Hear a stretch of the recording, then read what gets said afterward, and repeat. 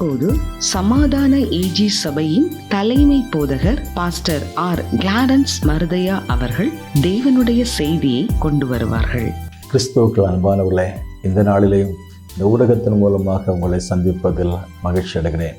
இந்த நாளிலே ஆண்டவர் நமக்கு தரக்கூடிய வார்த்தை என்னவென்றால், சங்கீதம் 37:31. தேவன் அருளிய வேதம் அவருடைய இருதயத்தில் இருக்கிறது, ஆகவே அவருடைய நடைகளில் ஒன்றும் பிசகுவதில்லை. ஆண்டவர் நமக்கு வார்த்தை வடிவிலே அவரை நமக்கு அனுப்பியிருக்கிறார். வார்த்தையாகிய அவர், வேதமாகிய அவர் இன்றைக்கு நம்முடைய வாழ்க்கையில் வரும் பொழுது நம்முடைய வாழ்க்கை அது பயனுள்ளதாகவும், அது பிரகாசம் உள்ளதாகவும், அது ஆசீர்வாதம் உள்ளதுமாக இருக்கும். ஆகவே வேதத்தை எல்லாம் யார் அதிகமாக வேதத்திற்கு முன்னுரிமை கொடுத்தார்களோ, தேவனும் அவர்களுக்கு முன்னுரிமை கொடுப்பதை நாம் வாசித்து பார்க்கிறோம். வேதத்தை கொடுத்து நமக்கு வாசித்து பார்க்கும் பொழுது, உம்முடைய வசனம் என் கால்களுக்கு தீபம், என் பாதைக்கு அது வெளிச்சம் என்று சொல்லி வாசித்து பார்க்கிறோம். பழைய ஏற்பாட்டு நாட்களிலே மோசேக்கு பின்பதாக யோசுவா வரும்போது, மோசே இப்பொழுது இல்லை. அடுத்த தலைமுறையை வழி நடத்துவதற்கு இன்றைக்கு முந்தின தகப்பன் இல்லை, முந்தின தலைவன் இல்லை, முந்தின வழிகாட்டி இப்பொழுது இல்லை.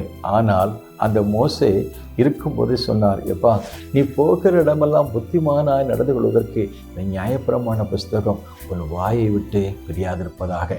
ஆகவே தான் மல்லிகையா தீர்க்கதரிசன புஸ்தகத்தில் 2:7 வாசித்து பார்க்கும் பொழுது, ஆசாரியரோட உதடுகளிலே அறிவை தேடுவார்கள். அருமையான தேவனுடைய பிள்ளைகளை, நாம் இன்றைக்கு கையில் வைத்துக்கிறது நல்லது, சிலர் பையில் வச்சிருக்கிறாங்க நல்லது.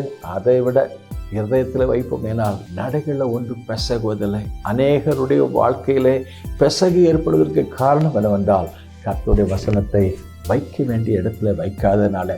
யோசேப்பு அவன் அற்புதமாக பாதுகாக்கப்படுவதற்கு, தன்னுடைய வாழ்க்கையை பரிசுத்தமாய் காத்துக்கொள்வதற்கு சோதனை வந்த பொழுது, வேதனை வந்த பொழுது, பலவிதமான இக்கட்டான நிலைமை வந்த பொழுது, கர்த்தருடைய வசனம், கர்த்தருக்கு பயப்படுற பயம் அவனுக்கு இருந்தபடினாலே தேவனுக்கு விரோதமாய் பாவம் செய்வது எப்படி என்று ஓடுவதற்கு காரணம், தேவனுடைய வேதம் உடைய இதயத்தின்றபடினால நடைகளில் ஒன்று பிசகுவதில்லை. அருமையான தேவனுடைய பிள்ளைகளை, இந்த வசனத்துக்கு முன்னுரிமை கொடுப்போம், இருதயத்தில் வைப்போம்.